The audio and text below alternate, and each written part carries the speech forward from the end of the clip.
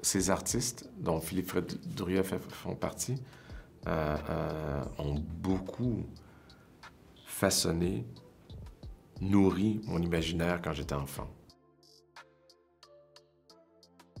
On est rentré en pré-production tous un peu arrogants et confiants. Moi, je savais qu'on allait faire un film avec le même alphabet, le même vocabulaire. Les grandes lignes étaient tracées. Le production design elle était déjà entamé dans le premier.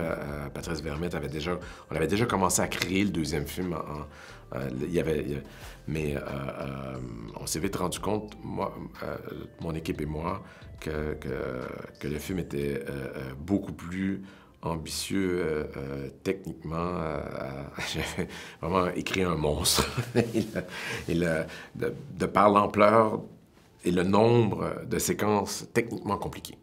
Et c'est jouissif, c'est ludique, mais c'est pas facile. C'est un fantasme de longue date. Quand on me demandait à Los Angeles quel serait le film, mon fantasme ultime, on me disait, mais ce serait quoi ton film que tu voudrais absolument faire? Le seul truc qui me venait toujours en tête, c'était Dune.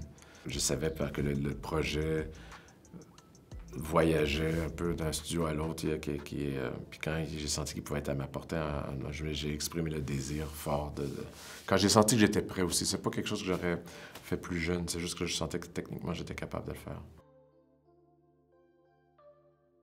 Ces artistes, dont Philippe Drouillet font partie, ont beaucoup façonné, nourri mon imaginaire quand j'étais enfant.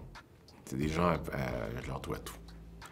Et Philippe Drouillet, entre autres, j'ai eu envie de lui rendre hommage dans un dispositif, un accessoire dans le film qui est directement inspiré d'un de ses dessins.